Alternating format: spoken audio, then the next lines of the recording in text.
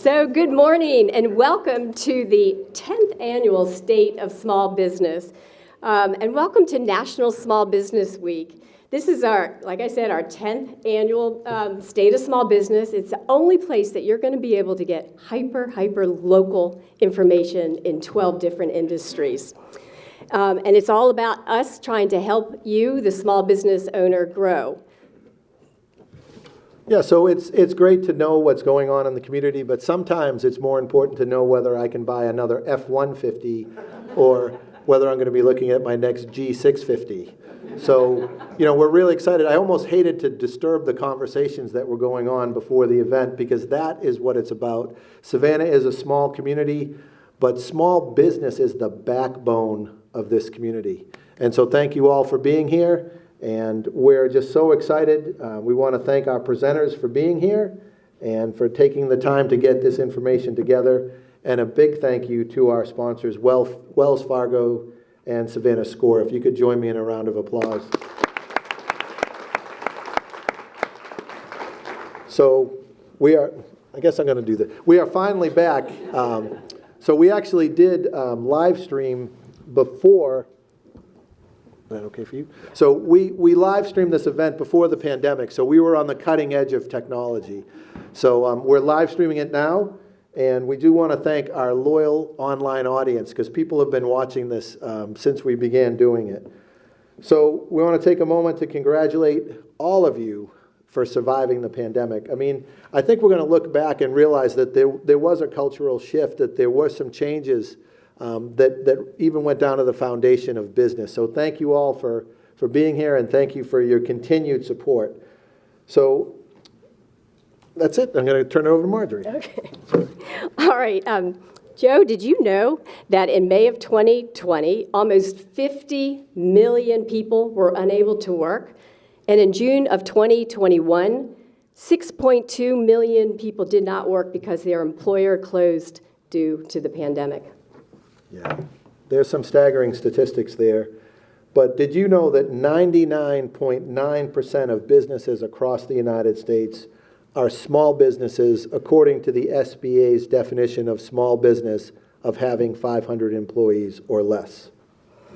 And did you know that the average business owner's salary is just 3% above the national mean wage of $58,000? We take all the risk. Yeah, Marjorie and I were talking about the fact that the reward in some cases is really not worth the risk. So thank you very much for continuing to take those risks because, entrepreneurs are risk takers. But did you know that 27 million businesses are run by a single owner and have no employees? And over 8 out of 10 small businesses have no employees, but yet half of the employees in the United States are employed by small businesses. And did you know that 33.2 million small business owners there are 32.2 million small business owners across the United States. And together we have a really big voice because we are the backbone of the economy. Yeah. So we want to thank you all for coming today. We started this event 10 years ago to focus on us, on the people in this room, the small business community here in Savannah, Georgia.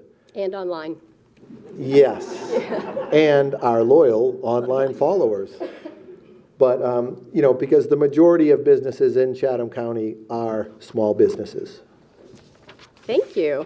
Okay, now I'd like to please welcome our host sponsor, Savannah Score, to the podium. Ned Duffy is a Savannah Score mentor, and Score is an organization that has helped thousands of business mentors to mentor businesses across the country.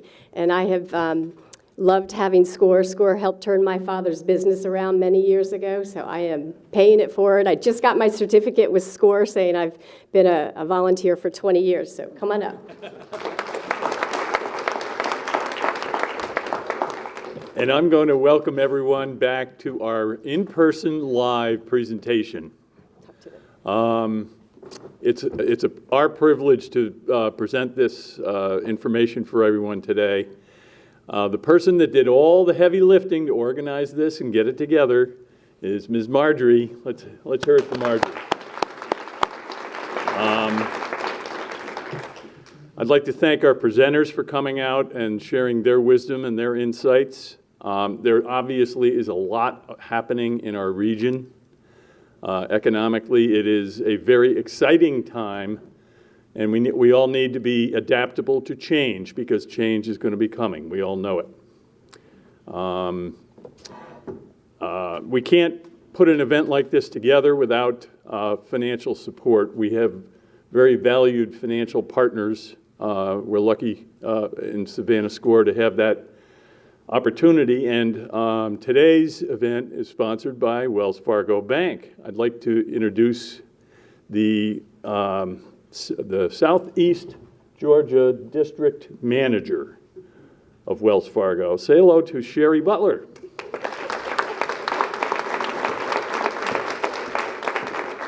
Thank you very much, Ned, and good morning, everyone. I am Sherry Butler, and I'm a senior district manager with Wells Fargo, and I'm really excited. Wells Fargo is excited to be able to support this program. I wanted to say to Marjorie and to Joe, in fact, we do recognize that approximately 50% of all Americans are employed by a small business, and 99% absolutely are the American businesses are small businesses. So that's why Wells Fargo is so proud to serve over 3 million small businesses, customers, and hold ourselves accountable to earning their trust by putting their needs front and center, innovating their experience through digital enhancement, and evolving our support model to deepen relationships. Every business is unique, but there are common needs and characteristics based on where they stand in the life cycle of their business, and it evolves from an idea to a mature business. Our goal is to be the bank of choice for all small businesses because small business is big business, and we all know that. They are critical to the health and prosperity of local communities in the national economy, and I hope that you all gained something from learning from our small businesses today, and good luck to all the small businesses that are here. Thank you. Thank you. Sherry, thank you so much for being a sponsor for so many years, because it really matters. I mean, this is how us small business owners learn and grow. So next, I'd like to introduce our distinguished mayor. He has had a very busy week. The wonderful conference he had yesterday, the Mayor's Small Business Conference, there was standing room only. It was wonderful. Thank you. Come on up, Mayor Van Johnson.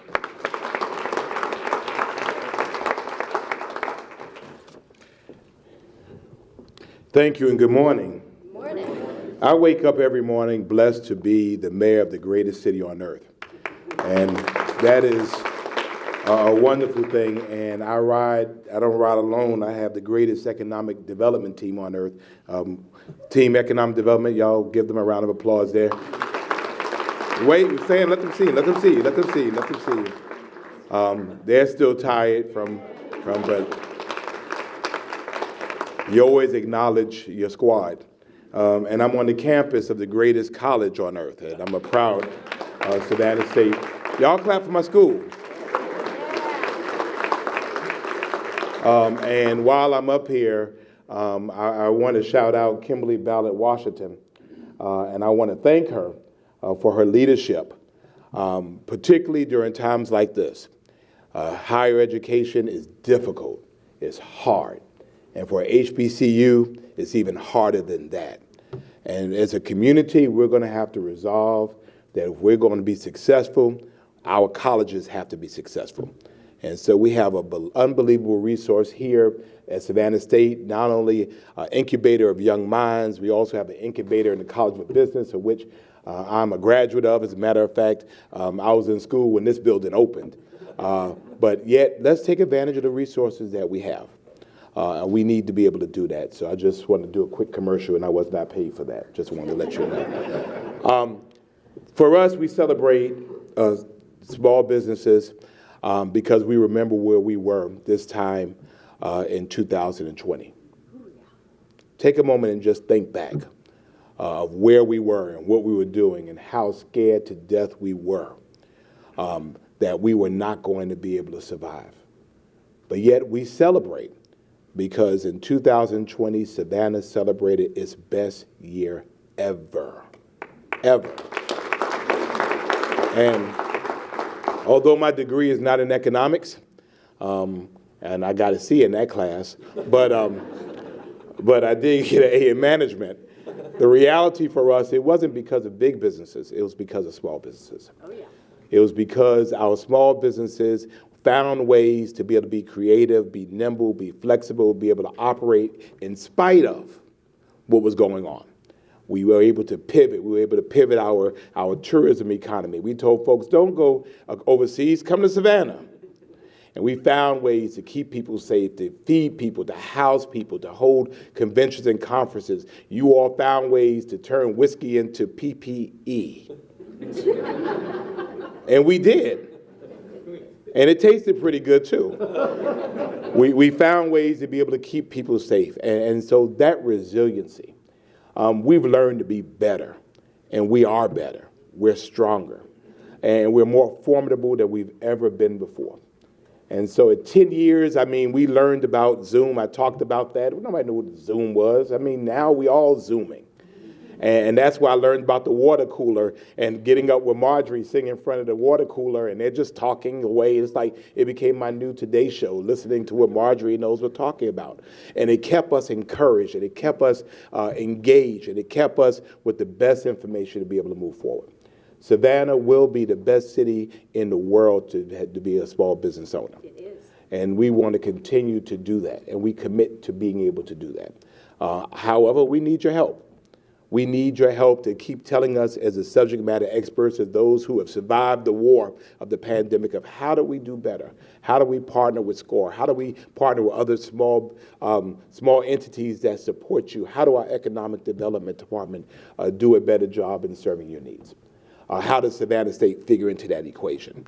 And so I'm excited to be here. I think Marjorie, y'all give Marjorie a round of applause. I've been here long enough to remember when carriage trade started, and now it's this booming business, and she has not only raised herself, but she's also raised everybody else by encouraging us and keeping us all happy and energetic, even when we don't really feel like it. Ladies and gentlemen, let me tell you that you are making a difference in the city. Let me tell you that although it doesn't always feel like it, you're making an impact. And even if you don't see it, the world sees it. I just came back from Ghana and people are talking about Savannah. So you're the mayor of Savannah? Yeah, I'm the mayor of Savannah. Savannah. And that means that we're not only opening gateways here across the country, we're now opening them up across the country. And we're looking for more ways for you to do business internationally, and we're going to help make that happen together. So thank you all for being here. At some point, I'm going to have to sneak off because they don't let me have a life around here. Because I'm a small business owner myself. It's called the City of Savannah. But thank you all so much for what you do. And if we could ever be of help to you, we're right here. Thank you for being Savannah Strong.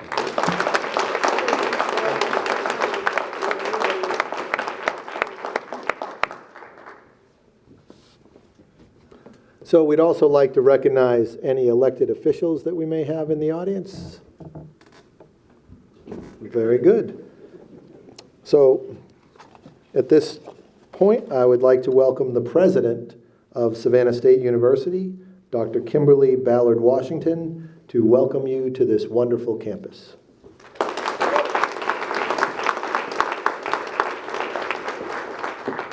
Good morning, everyone. So I am so happy to be here and to be able to welcome you all to our wonderful campus that we call the University by the Sea. Savannah State University is very happy to be a part of what you're doing here in the city, in this region of the state of Georgia. We have about 3,000 students, and overwhelmingly, they are being employed by you. They are your part-time workforce, and we appreciate you, but I think that it's a collaborative effort for us to work together, for us to provide that, well, for our students to provide that workforce for you, but also for you to think about the needs of the university and our surrounding area. Small businesses are outstanding, and you all do so much to make Savannah a great place to live. When I was in college, I had a coffee shop that I could walk to. Our students don't. Opportunity. It's so much opportunity exists right here. And I don't know if y'all have heard, but I'm leaving the presidency. And if y'all don't do it, I've figured out, over the last few years, the things that our students don't have in their areas. I know these things now. So, opportunity exists right in our area. Being able to walk just outside the gates to get to a nice store, to sit and study, engage with one another, have fun, a nice restaurant to go to. That would be great for our students, our staff, our faculty. New president coming in. I'm having to drive for lunch. Let's make it a walking community. This is a wonderful area, but it needs more small businesses in our area serving this community. I appreciate you all for being here. I appreciate what you do for our community, but I implore you to make this area a destination, more of a destination for our students.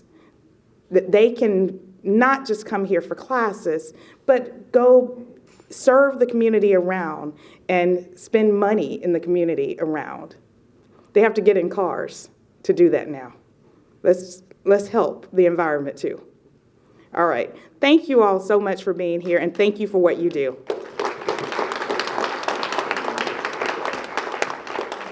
Kimberly, I want to give a shout out to my Savannah State intern, LaPrentice. He's helping me do PR. He wants to be a educational publicist. So I've introduced him to Bo. Entertainment. Oh, what did I say? Entertainment. Yes, I introduced him to Bo because, of course, he's in the film world. So that's how Savannah works. We all help each other. So, and last year, I was actually an adjunct professor here in PR. So I actually taught 1 year in PR. My hat goes off to you. I'll stick with small business. Anyhow, okay. Now I would like to welcome our new president and CEO of the Savannah Area Chamber of Commerce, Bert Brantley, and he just arrived into Savannah, started work in February. So welcome to the small business community, Bert. Absolutely. Absolutely.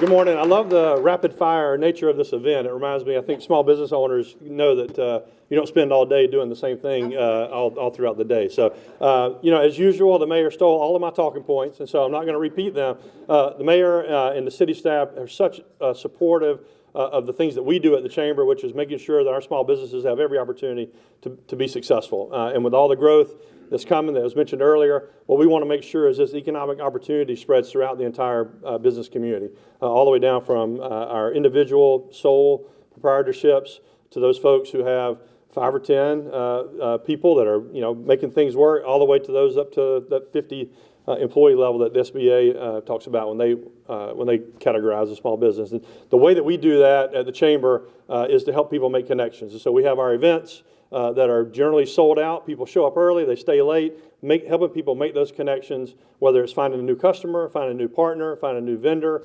whatever it is. We want to make sure we're that connection point.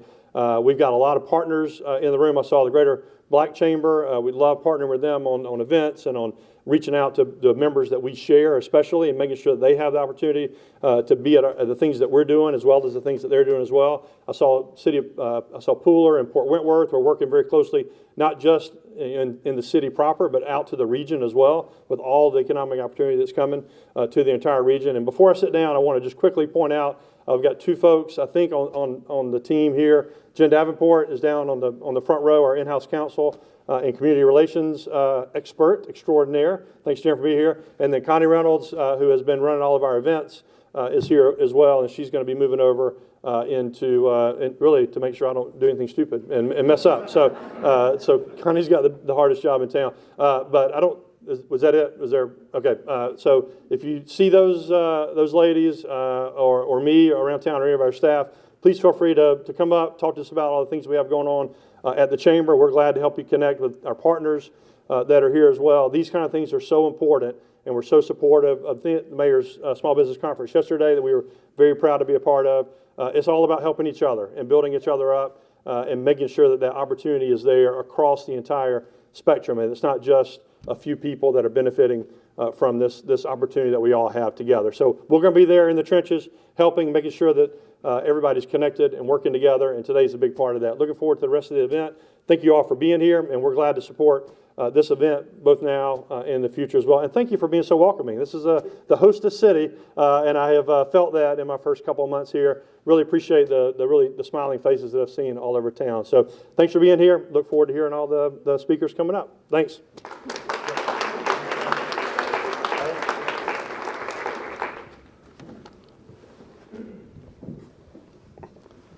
So now I'd like to take the time to thank each of our supporting sponsors that helped to promote this event.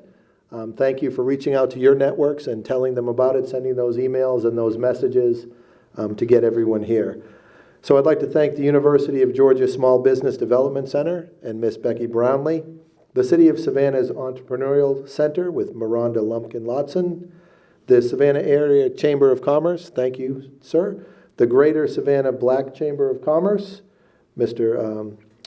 Moncello Stewart, thank you, Buy Local Savannah with President Kendra DeMora, and the President and CEO of the Greater Pooler Area Chamber of Commerce and Visitors Bureau Incorporated, Courtney Rollins.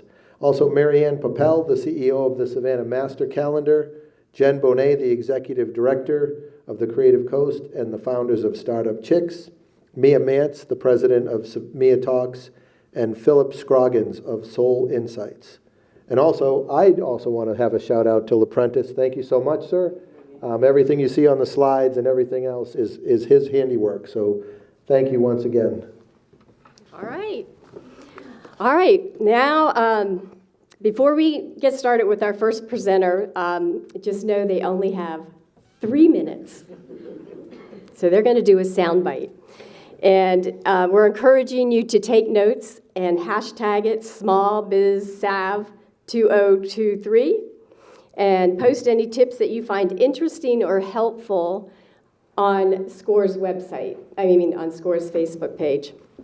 We're live streaming this on SCORE's Facebook page. Also, the City of Savannah is going to run this, by the way, on their Channel 8.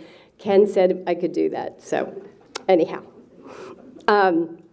So also, all the presenters have a one-page report that will be available on SCORE's website, and the media already has it, and like that. So our last presenter will have a 2-question survey with a QR code, so go ahead and snap that, and we hope at the end we have time for Q&A. So we are getting ready to get started. We used to have somebody do a timer, but everybody knows to try and keep it to 3 minutes. Otherwise, we're going to stand up and give you the gong. Just kidding. All right. All right. So ready to roll? All right. I'd now like to welcome Dr. Michael Thoma. He's got a professor of economics with Georgia Southern University in Savannah. And his topic is small business statistical overview. So we're going to start big and then get granular. Welcome. Thank you, and we're off. So I am here to talk a little bit about the big picture ecosystem in which small businesses operate. I've been studying the regional economy here for 25 years. I was thinking back to my B school days. I didn't do so hot in management. Maybe I did get a C in that class, so maybe we could, Mr. Mayor, maybe we could talk together a little bit. Anyways, a typical small business among most of the sectors in our regional economy averages about 20 employees-ish. And so for the purposes of the statistical overview, I'm defining a small business as operations with fewer than 50 employees. Most recent data is available from the third quarter of last year. In the 12-month period leading up to that, about 6 months ago, small businesses with fewer than 50 employees had a net gain of 5.4%. They now employ 63,000 workers. That 5.4% growth rate for small businesses exceeded the overall level of employment growth in the county of 4.1%. So small businesses have outperformed the county economy as a whole. Those 63,000 employees at smaller businesses constitute 40% of the total employment base in the county.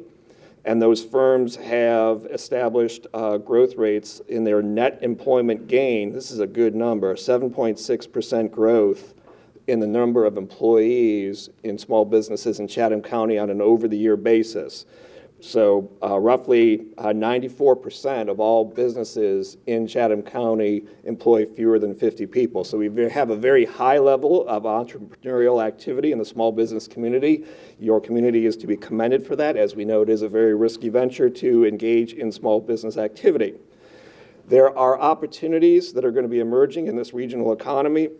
Many opportunities with small businesses can plug into. Some of our other speakers may discuss them in greater detail, but I don't know if you heard this, we have a new electric vehicle automobile manufacturer coming into our region. Between Hyundai and its suppliers, that's 14,000 jobs.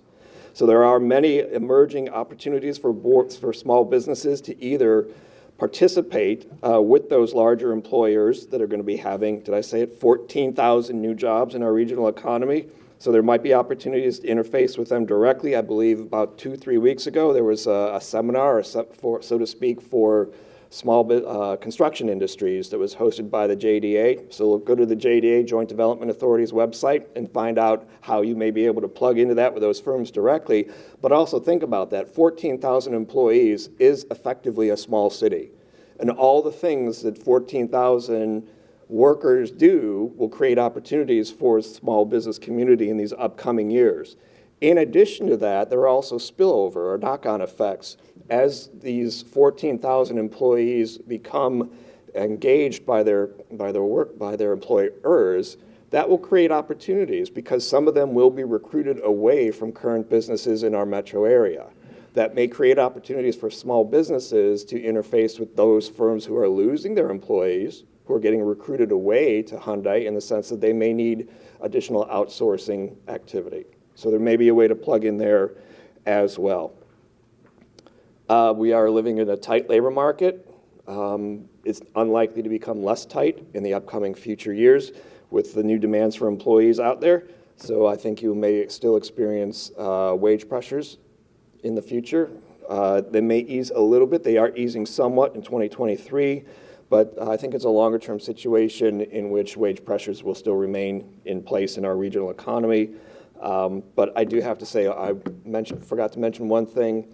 The most rapid sector in terms of small business size, the most rapid growth among small businesses was among firms that employ fewer than 5 workers. 10% growth in employment in those smallest of our small business firms. To me, that's a very high signal or level of activity, of entrepreneurial activity, net startups. This is fantastic. I think there's a great environment for our regional economy here in Chatham County and more broadly speaking for the small business community.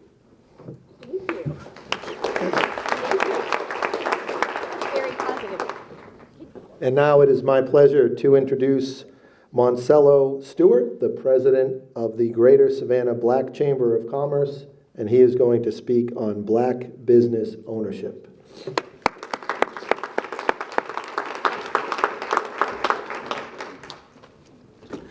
Good morning. I'm glad to be here today at an institution that I work at.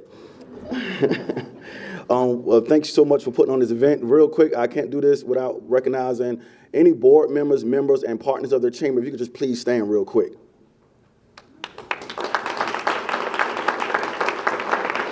Thank you.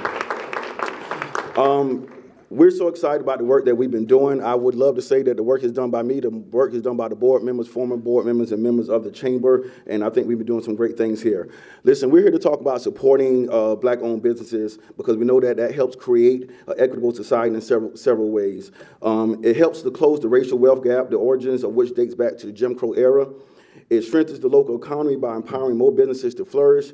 And it fosters job creation, and the list just grows on. And with us, our partnerships with the city, the county, SCORE, SBAC, Savannah Area Chamber of Commerce, Hispanic Chamber of Commerce, Pooler Chamber of Commerce, and of course our good friends at Truist that I saw in here. Thank you so much.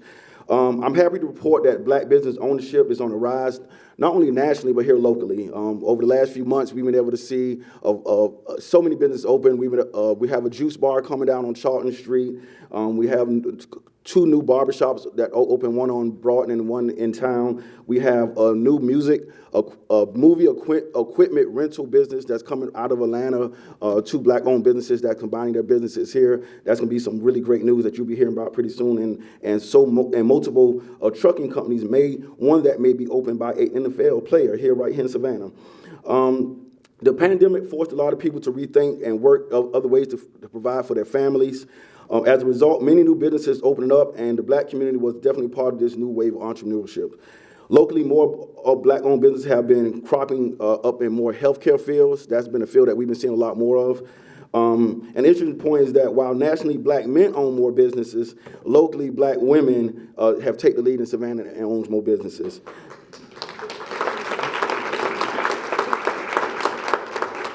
And that's good because when one person wins, we all win. And the same is true with black businesses. When black entrepreneurs win, it uplifts our community and it uplifts our economy. That being said, there's still more progress to go. In Savannah, the African-American population almost is 50% of Savannah, but we own less than 10% of the businesses here.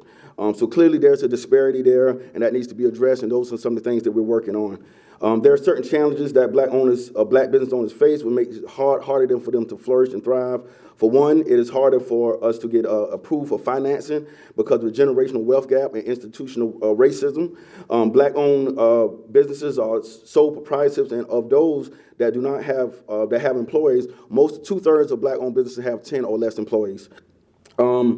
So black-owned businesses tend to have smaller payrolls than their counterparts, and with most entrepreneurs going at it alone, businesses can be really stressful. So that creates another issue where it comes to health, because if I'm stressed with my business, then I have health problems, then I'm missing some work, and all those things kind of run hand in hand. Black-owned businesses also tend to have more difficulty with attracting, paying, and retaining wages. I know the workforce right now is crazy for everyone, but in the African-American community, it's really, really hit us hard. And for those and other reasons, a few black-owned businesses make it beyond the 5-year mark. And those are things that we're glad to partner with SCORE to get training and other opportunities there. Truist, thank you for the financial freedom workshop that we'll be putting on. Y'all be hearing about that date coming out soon. Got to give them a shout out for being a really big partner with us. Although black businesses owners face these challenges and many other challenges, black Americans are more likely to start a business than any other ethnic group. Because of the eagerness and effort, it's important that we as a community do everything we can to support black-owned businesses. I say this often, and oftentimes in the white community can usually get their products by only staying in the white community if they want to. In the black community, it's a must that we go outside the community to find products, so that's very important to know. So we're excited for what we're doing here with the Black Chamber of Commerce, and we hope that you all get involved with it. Thank you so much. Thank you, Marcelo. That's a lot more positive than the last State of Small Business. Oh my gosh. We actually took the reports for the last State of Small Business and we submitted it to the Georgia Historical Society COVID Gallery. So we all went down in history. Thank you. All right, I'd now like to welcome Becky Brownlee, Area Director for the Small Business Development Center with the University of Georgia. Her topic is the 2023 Small Business Credit Survey. And 29 years ago, I started with the SBAC. That's where I got my counseling. So That's right. that's right. Than't you, Marjorie. SBDC. SBDC. There's so many acronyms. If you guys have not noticed that, it can be very confusing. So I'm going to be sharing a very few things in 3 minutes or less from the Federal Reserve 2023 report on employer firms. There is a link to the full survey in the report that's going to be uploaded to the SCORE website. So we're going to kind of start federal or national and work our way down. So the largest number of respondents came from our Southeast region. Most of them generate between $100,000 and $1 million. And most of them have less than 20 employees. So if you listen to Dr. Toma, that's kind of the group of folks that we're talking about. So access to capital has historically been difficult for small business owners. If you are a small business owner and you're sitting in this room, you can probably shake your head and know what that feels like. But in this survey, rising cost of goods, services, and wages were the most common financial challenges. 75% of firms with 5 to 49 employees and 52% of those with 1 to 4 employees had to raise their wages. So if you've been listening, 3 speakers in, we already have a theme going. Firms' most common operational challenges were hiring or retaining workers and supply chain disruptions. Among firms facing challenging hiring situations, the most frequently cited reason was on attracting applicants for open positions. So what about businesses in Savannah? The problems that are mentioned in the national survey are very similar to what we see with our small businesses on the local level. From an operational standpoint, supply issues have somewhat eased and businesses have learned to make some adjustments. And not all of the adjustments have been bad. For example, some of our businesses have scaled back inventory that wasn't selling to begin with, that was hampering their cash flow. And some of our restaurants have pared down their menus, which has reduced waste and spoilage. As you heard Dr. Thoma, hiring has increased, but I will tell you that hiring and retention challenges are still the #1 complaint we hear from small businesses. If you listen to the forecast and the predictions, it's really not going to get better for a while. So a couple little tips from us. #1, I encourage you to look inward rather than outward. You can't control the external environment, but you can control what you do. I'll leave you with just a few quick tips and an invitation to stop by and see us. We're happy to work with you on a one-on-one basis. Our consulting services are no charge. So here are my free tips, since we don't charge for things anyway. Offer competitive compensation and benefits. I know it's so hard to compete with large businesses, so you have to be creative. You have to do things like more paid time off or concierge medical memberships. Be flexible with your scheduling. This is a big, big deal for employees now, so think remote work, flexible scheduling, possibly even job sharing. Invest in your employees. Give them time to develop their skills and give them opportunities for advancement. It's huge for retention. Focus on your company culture. Look inward. Control what you can. Consider team building activities, company events, other initiatives that make your employees want to be part of your culture and make them proud to go to work with you every single day. Last, or the last tip I have time for, is to streamline the hiring process. Streamline the hiring process. In a tight job market, job seekers have multiple options. You got to be quick. Thank you.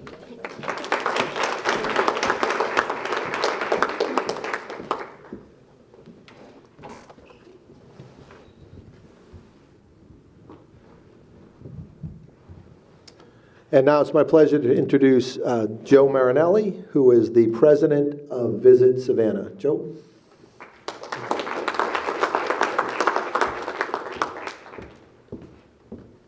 Thank you, Joe.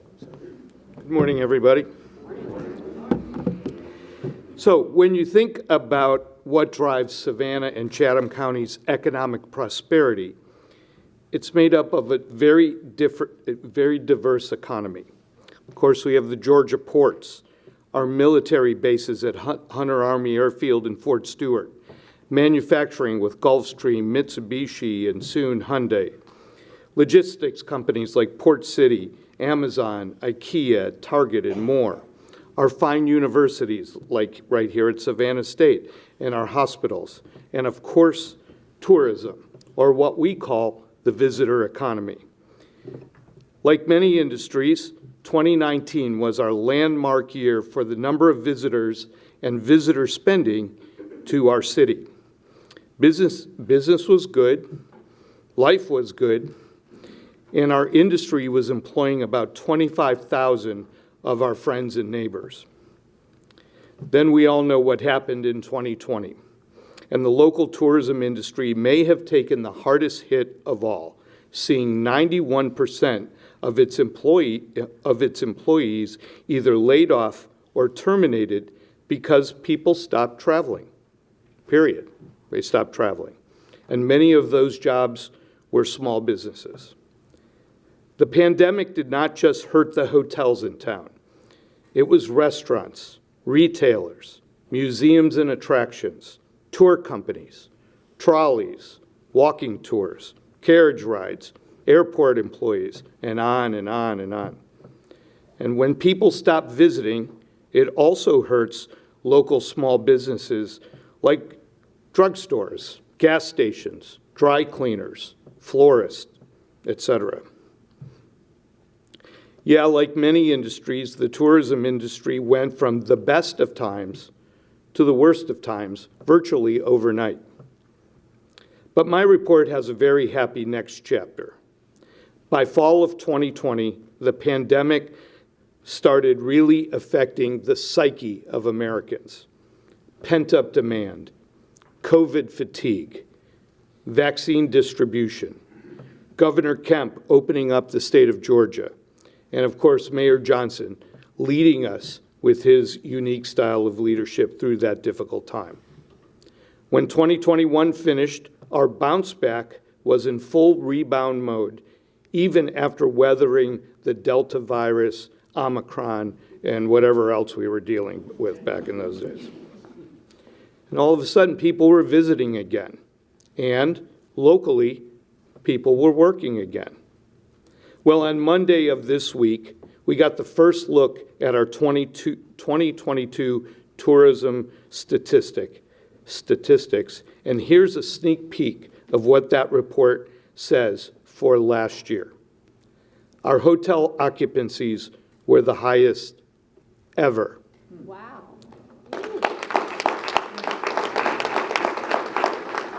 You may want to hold your applause until I get through this next section. Our hotel occupancies were the highest ever. Our hotel average rates were the highest ever. Is there a local rate? Our hotel motel tax collections were the highest ever. Our sales tax collections were the highest ever. Our restaurant sales were the highest ever. And our retail sales were the highest ever. You get the point. Now you can applaud for all of those. It was a very good year, and so far 2023 looks much like what was happening last year. And most importantly, not only are those jobs that were lost back in 2020 all filled again, but Georgia Southern University's Professor Thoma's Economic Monitor reports that we've seen over 2,000 hospitality and tourism jobs added in the last 18 months, and many of them in small businesses. I'll wrap up by saying the future is bright for our industry and for our community. Despite the threat of a looming recession, we can be excited about things like hotel and airline companies are reporting that business travel is back. People are back meeting again face-to-face, meaning they're attending conventions, meetings, and trade shows. And locally, Plant Riverside, Eastern Wharf, Starland District are all thriving.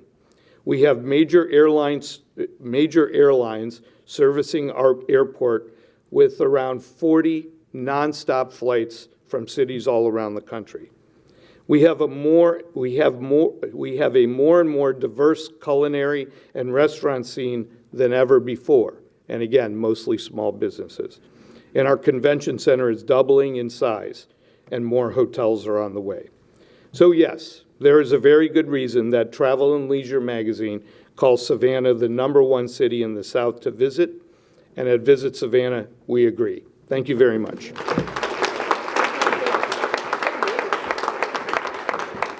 Thank you, Joe Marinelli. Okay, our next speaker is Scott. Scott, how do you say your last name? Say it again. Scheidt. Okay, Scott Scheidt. Chief Security Officer with Sumitsu IT Services and high-speed broadband fiber, and his topic is cyber security.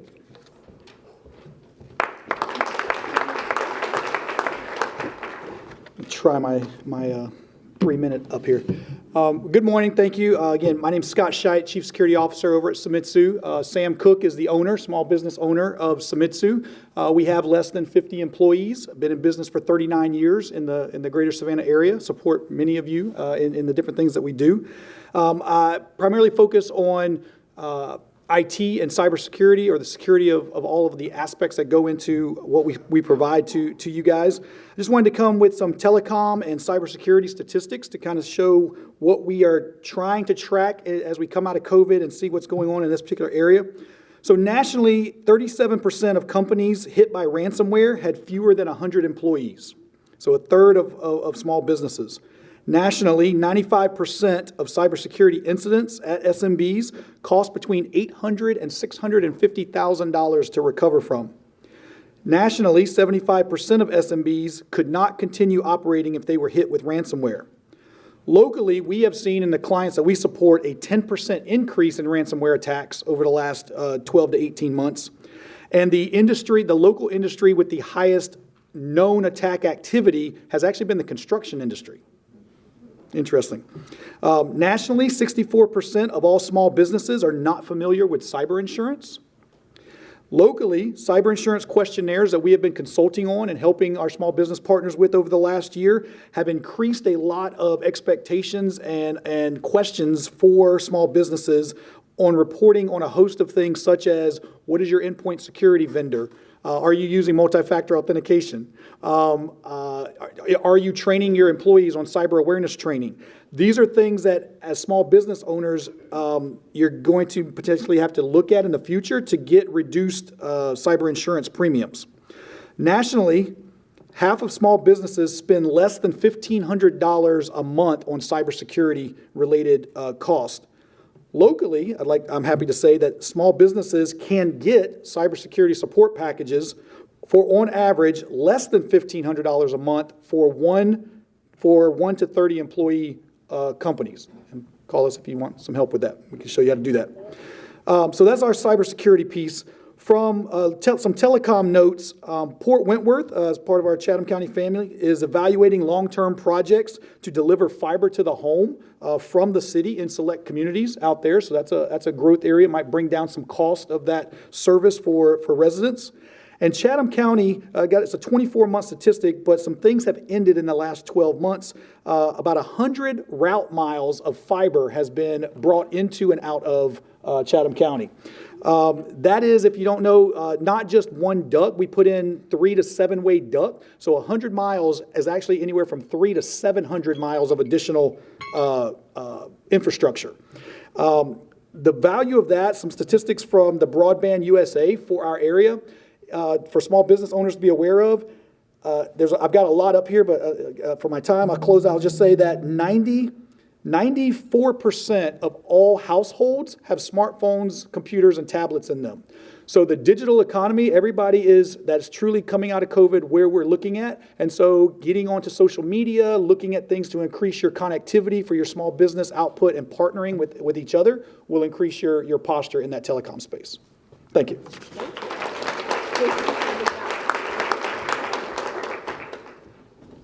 And now I'd like to welcome Miranda Lumpkin-Lotson from the Department of Economic Development with the City of Savannah, and she is going to speak on certification.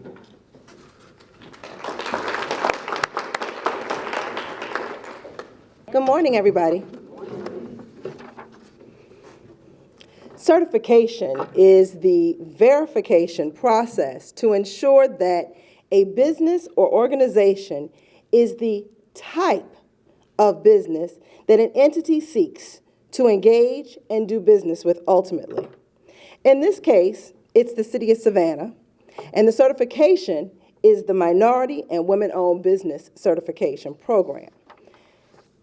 The goal of the program is to increase minority and women-owned business utilization within city procurement across all areas of procurement, but particularly with construction and professional services. The city's certification program began in 2010, and since that time, it verifies that we are legitimately doing business with those business types. The goal, as I said, was to increase that utilization, and I think we've been successful in doing so. What qualifies a business to be certified? Well, there are eligibility standards that we recognize in the process. A firm must be a for-profit entity. We cannot certify a nonprofit. The firm must demonstrate that it operates within the incorporated limits of the city of Savannah.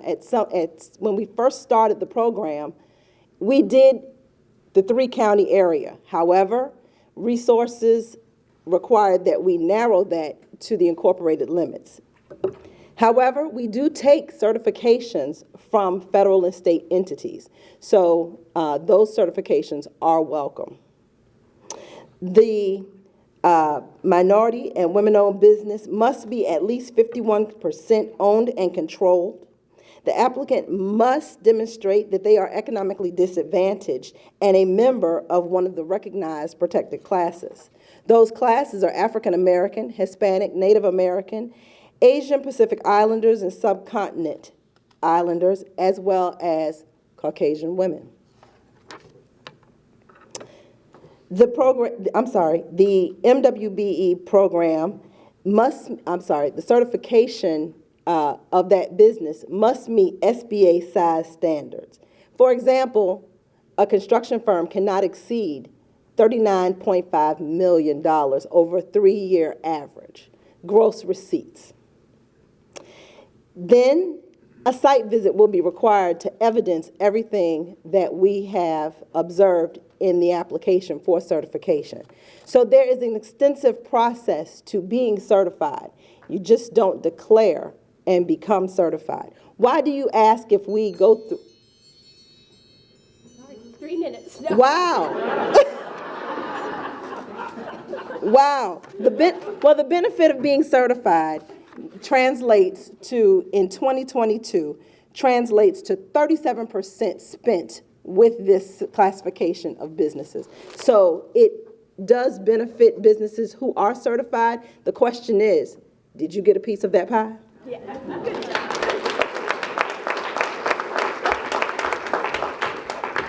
That's a good soundbite. I like that. 3 minutes is short. Yeah, it's short.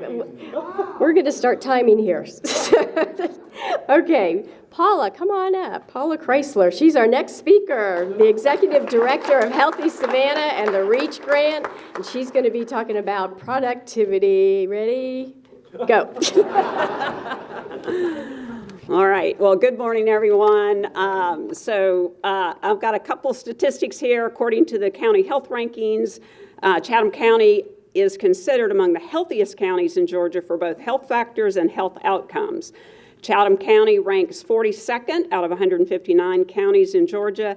However, our obesity rate in Chatham County is trending in the wrong direction. Over the last 3 years, we've gone from 30 to 33 and now 36%.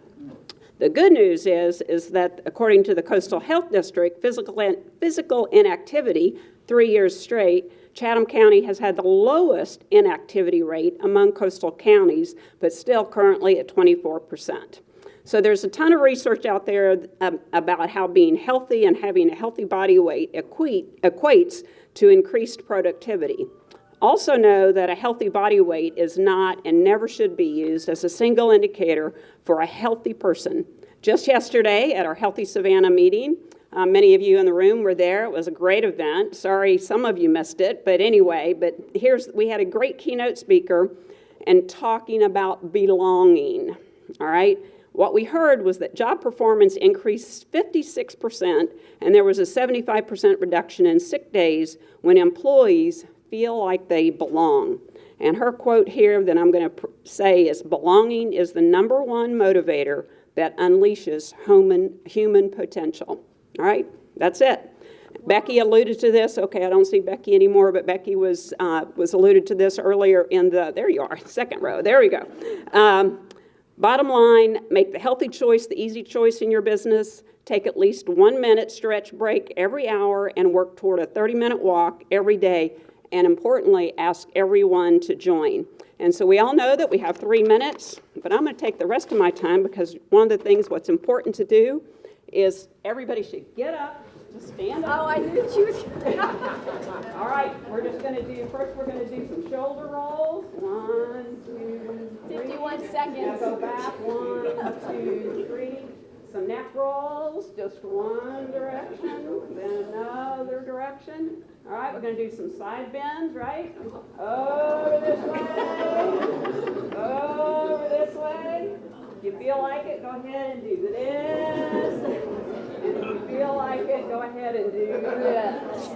All right, that's it. You have 22 seconds.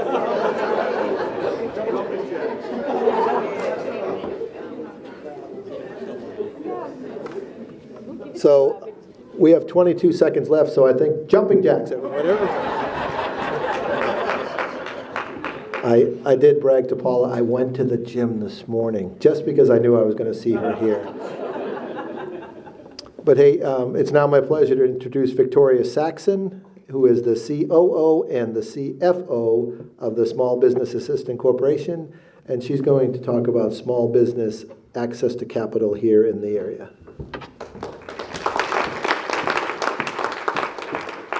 Thank you so much. I got my timer.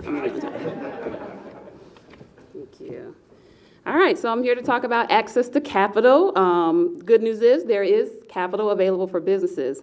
Right now, there are resources that are funneling from the federal government, from the state level, and from the local level to support small businesses and provide capital for you.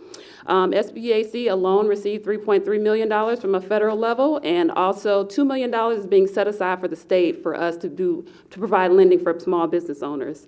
So where do you go to get all of this access to capital? Right now, the sources are for alternative sources of capital. So for example, that's SBAC, we're a CDFI, so we're a community development financial institution. A lot of programs that are being developed are for mission-focused lenders or community-based organizations. And the reason that is because we target a lot of underserved markets. So these are markets that the banks are unable to support and reach out to because of the risk models. And we consider underserved markets if your business is located in low to moderate income areas, if your workforce is low to moderate income, if you are a startup, so anything, any businesses that are starting 2 years or less. Also, there are areas where businesses are veteran-owned, minority-owned, women-owned. These are all eligibility factors as far as receiving these funds. Another reason why these programs are being administered specifically, for community development financial institutions is because the banks right now, their lending standards are starting to be a little tighter, and so they're unable to do a lot of funding for small businesses, but they are partnering with CDFIs such as us, and we're getting a lot more referrals, we're getting a lot more partnership. We've also seen a lot of increase in commercial real estate partnerships with banks as well, so they are leaning towards us for now as well. Another good thing as far as the access to capital, the programs that are being administered are, they're eliminating a lot of eligibility requirements. As a lender, they're allowing us to have in-house authority, which means we can process and approve your loans a lot quicker, so you don't have to wait. You can get your funds received pretty quickly. They're simplifying the process for us. They're eliminating paperwork that we were required to have. For franchises, if you, they're no longer allowing you to have an approved franchise. Any franchise that you want to pursue, you will be eligible for funding, so you don't have to be an approved franchise anymore. And they're also making a lot of programs that were temporary, more pilot programs. They're making them permanent in the upcoming months, and also they are increasing loan maximum amounts. So all the good things are available for you as a small business owner. And let's see, how do you access these funds? You come and see us. Go to our website, sbacsav.com, and there's also support for those who may not be, if you're a little intimidated by paperwork, you're not sure where to go, what documents to provide, the state is actually also allocating funds to have a tag, which will be provided by the SBDC to actually help you walk through that application process so that you can get these funds. So make sure you come and see us. Thank you for your time.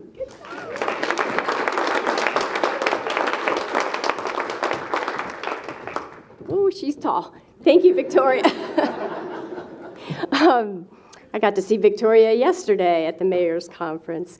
All right, next is our speaker is Charles Bowen, better known as Bo Bowen. He's a corporate entertainment attorney with the Bowen Law Group, and his topic is, guess what? Film. Hey, everybody. So I want to take you back about 5 months ago, December 17th, 2022. All right. The Minnesota Vikings are walking into the locker room at halftime, trailing the Indianapolis Colts 33-0. Okay? 2 hours later, they had won the game 39-36 and stood victorious, having authored the greatest comeback in NFL history. Now, as amazing as that was, that is nothing compared to what the entertainment industry has done in Savannah, Georgia.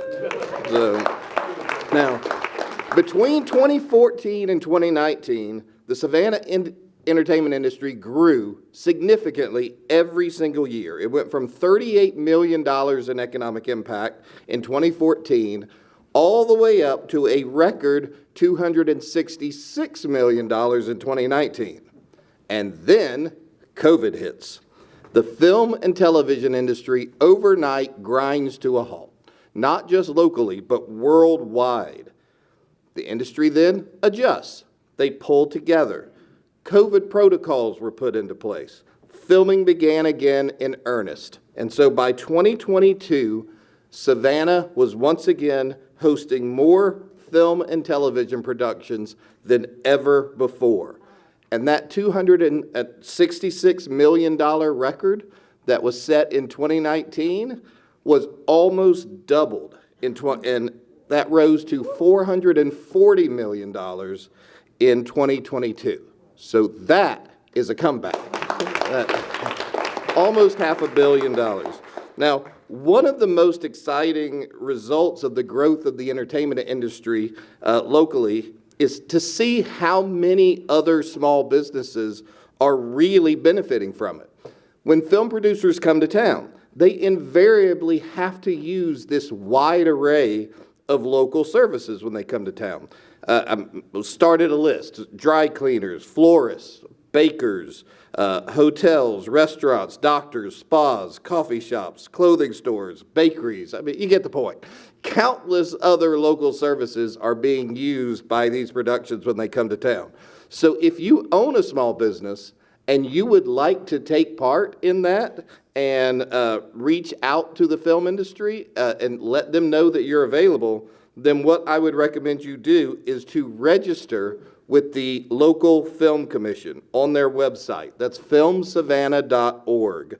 They have a vendor database that productions use to find film-friendly businesses when they come to town. So the sky at this point is really the limit for the local entertainment industry. Savannah has gained a reputation as one of the best places in the world to film. Movie Maker magazine has named Savannah one of the top 3 small cities in America to live and work as a filmmaker for 9 years in a row now. So as long as we continue to support it, I think that there's no reason that we won't see this growth continue year after year. Thank you.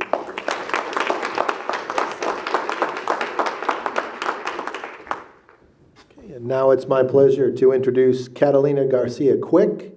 She is the Business Development Director for Pratt Industries, the recycling division, and she's going to talk about local strides in sustainability. Thank you. I can't believe it's been 10 years. 10 years. All right, thank you for having me. My name is Catalina Garcia Quick. I work for Pratt Industries Recycling Division. Pratt Recycling is, we work with businesses and communities across the United States to move more than 3 million tons of material to landfill. We divert 3 million tons of material from landfill every year in the United States. Sustainability has always been the cornerstone of our culture, so today I'm here to talk to you about, guess what, sustainability and why it's important to small business. So what does sustainability in business mean? Well, according to Harvard Business School, sustainability in business refers to doing business without negativity impacting the environment, community, or society as a whole. So why is this important? The economic impact of material reuse and recycling is huge. Recycling is a critical part of the U.S. economy, contributing to over 681,000 jobs, $37.8 billion in wages, and it creates 1.17 jobs for every 1,000 tons of material recycled. It is definitely real. Here in Savannah, the city of Savannah, for example, processes about 7,000 tons of recycled material per month. That is 72,000 tons of material a year. That converts to the city of Savannah, for example, contributing to, at minimum, 72 jobs per year just off of their recycling effort. According to the Georgia Center of Innovation, Georgia companies are paving the path of recycling innovation from processing post-consumer resources like glass, paper, and plastic to transforming them into carpet, drywall, packaging, and more. Small business has the power to create solutions and drive sustainable change by adopting something called the triple bottom line, a concept developed to take into account social and environmental performance in addition to financial performance. This is commonly referred to as the 3 Ps: people, planet, and profit. I recently read a small business self-help book whose author happens to be in the room, and she mentions key tools of the small business toolbox: the power of word of mouth, reputation management, the value of partnering with community. I'm going to add the triple bottom line to that toolbox. Why? 88% of consumers will be more loyal to a company that supports social or environmental issues. 83% of consumers will always choose a brand with a better sustainability record. And finally, this is actually crucial to small business, on average, 70% of purpose-driven shoppers pay an added premium of 35% for sustainable purchases. 57% of them are willing to change their shopping habits to help reduce negative impacts on the environment. In closing, I will leave you with this. Sustainability in business is a challenge. Do something that makes sense. Establish some goals. Make a plan. In the ebook, you'll see some sustainability milestones. I'm going to leave you with a quote that I heard yesterday. Spark change. Healthy Savannah breakfast. And never doubt that a small group of thoughtful, committed citizens can change the world. I challenge you, small business, be sustainable.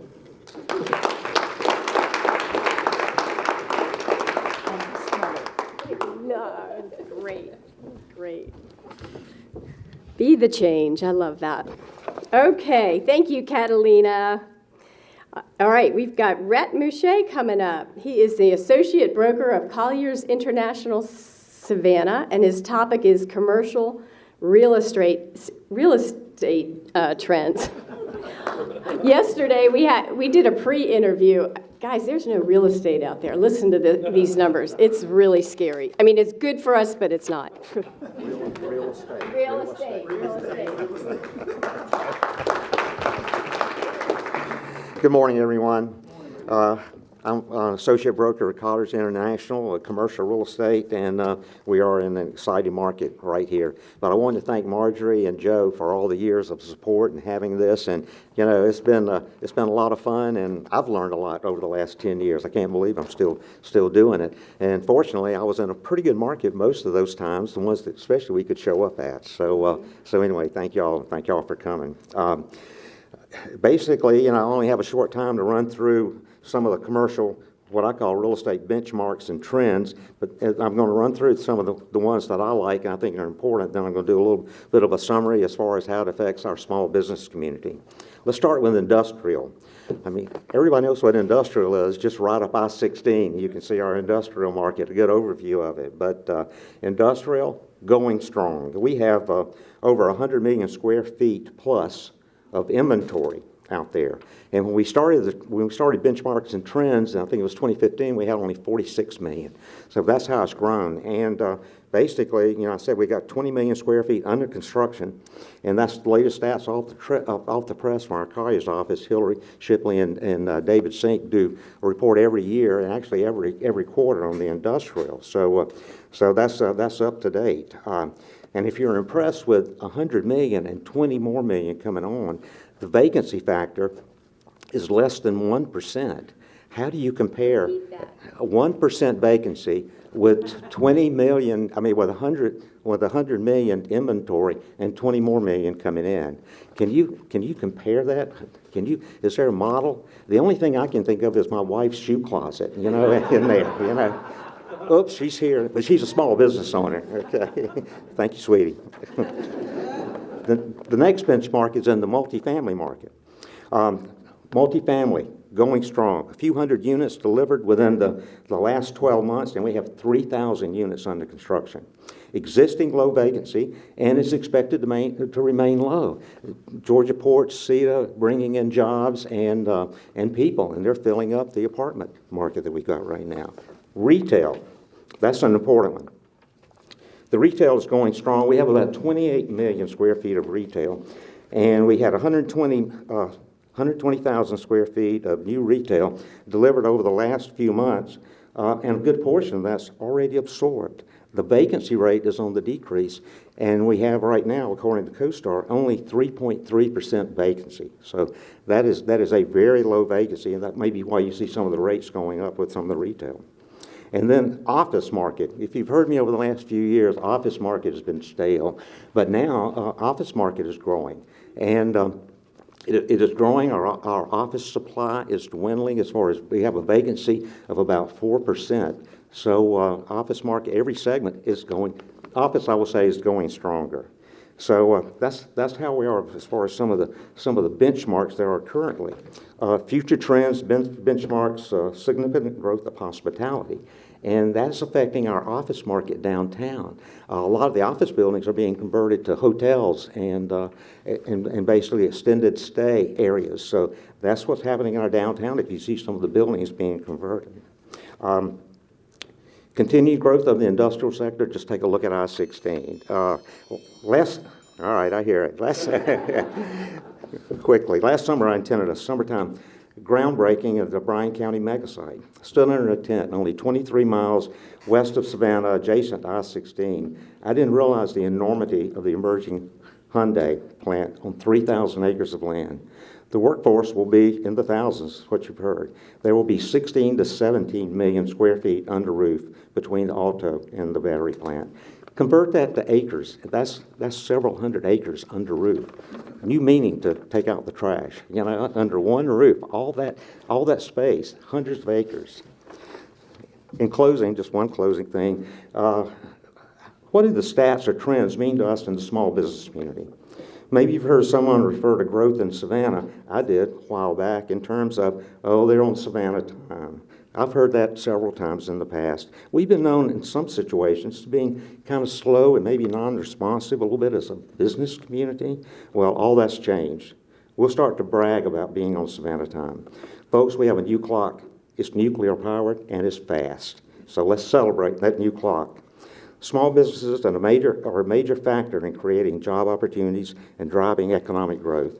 This has been proven especially in the smaller geographic areas that have been referred to as stale. Have you ever heard some of our surrounding areas, especially the rural areas, being stale? No more. All of that has changed. I'll just close by saying, let's stay tuned. We have low-hanging fruit right around the corner, just right for our massive small business community. Thank you.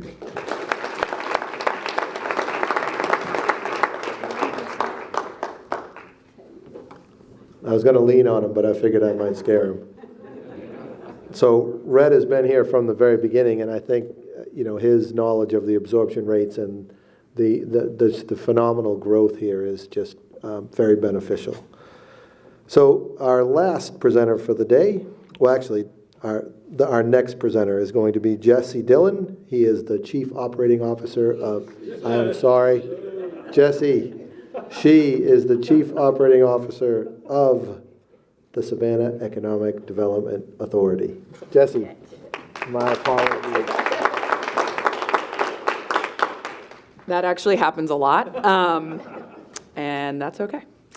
The great pleasure that I have to represent the Savannah Economic Development Authority, and as well to be one of the last presenters, is you've seen so many of our partners already.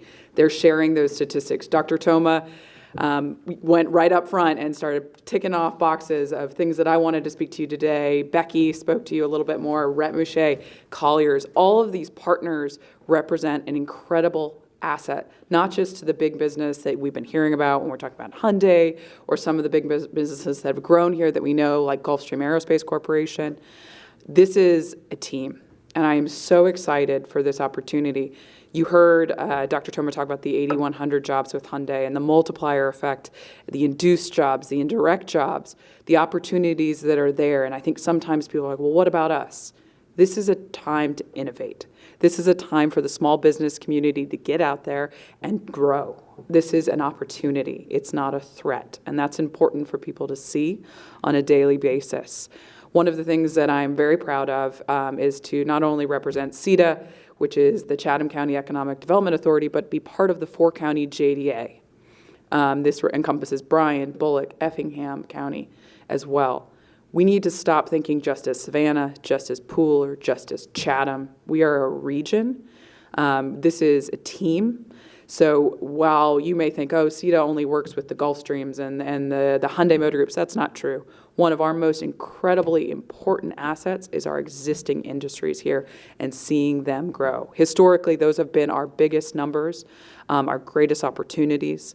And I think that this is just another instance of our existing industries having an incredible opportunity to grow, to partner, to contribute to this growth that we're seeing along I-16. I've got Maria Whitfield here with me and my colleague Jennifer Collins, who are part of the dream team that I am so proud to be part of. Maria reminded me to make sure that everybody knows about the SavannahJDA.com website, where we have a vendor form. I encourage everybody, every size business, to go to SavannahJDA.com and register your industry as a vendor opportunity if you're interested in working with Hyundai or any of its affiliates or suppliers that we see. We've recently announced about 1,100 jobs just in the city of Savannah related to Tier 1 Hyundai suppliers. This list is given to those companies on a weekly basis, and this is folks that own cleaning services, folks that own floral services, folks that maybe make a widget that goes in a wadget. I'm not really sure. It takes all types, and it's going to take a team. So don't look at anything that we're seeing right now as, oh my gosh, where do I fit in? You certainly fit in. The small business community is critical to what we're seeing in growth in this community. And I'm done.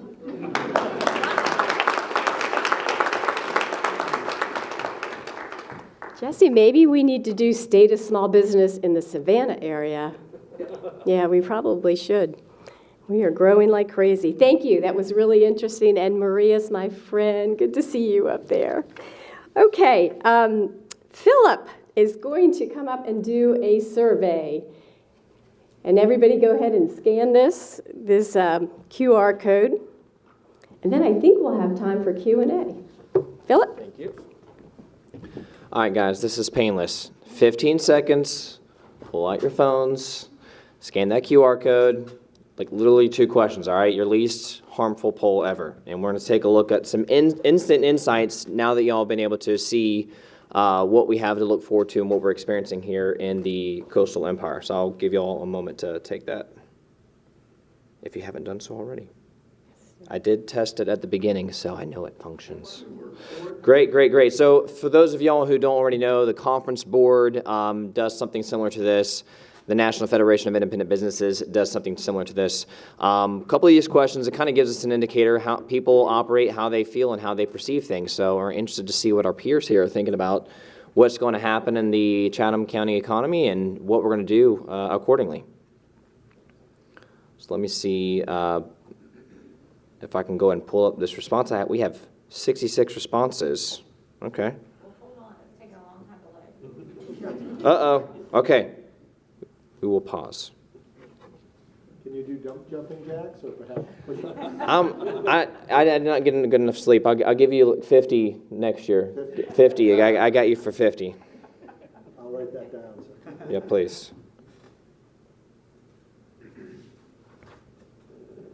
Now we are at 72. It's amazing what 1 minute will do. I mean, we saw what 3 minutes will do, but that 1 minute is a big difference. So, want to go ahead and go over it? Yeah. Just go right into it. I mean, that's a pretty good sample size, as I like to say, on how many responses we got. So, looking at the summary, we have first question: how confident are you that the economy in Chatham County will continue to grow? And having seen all the insights from our presenters today, it looks like we got about 75% of the respondents are a 10 out of 10, all right? Wow.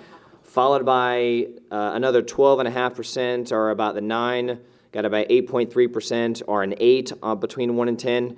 We have 3 people who are a 7 or lower. So on the whole, I think it's safe to say that the people in this room having... Don't call them out, this is anonymous. This is anonymous, all right? Sounds like we have some good confidence in this room, having seen the insights presented here today. And then what are we going to do accordingly? Because we talked about the hiring challenges, but also the need to grow if we really are anticipating that growth. Yes, no questions. So this is an A or B kind of thing. 71% effectively said that within the next 12 months, they plan on hiring. All right, 71% of y'all, which would leave, if I can do my basic math correctly, I'm in a university, so I don't want to get my grades docked. About 30% are saying that they do not intend to hire within the next 12 months, and that is all for the confidence index. All right, so we have time to thank everybody. We want to thank Wells Fargo. Thank you very much. You know, you've been, I've had my business for 19 years, so I am now an overnight success. So thank you so much for being here from the very beginning, or, very close to the beginning, and we just appreciate that. Thank you to the mayor. Just a round of applause for the mayor for taking the time to visit us. And, just a big thanks to Savannah State. Our future is the children, and, I don't mean college children, but all of our children, and we'd have to do everything we can to ensure that they have every opportunity. Also want to thank you, Bert, for coming here as the chamber. And I just want to thank each one of you individually. You are the backbone of the business. So thank you very much, and we are adjourned.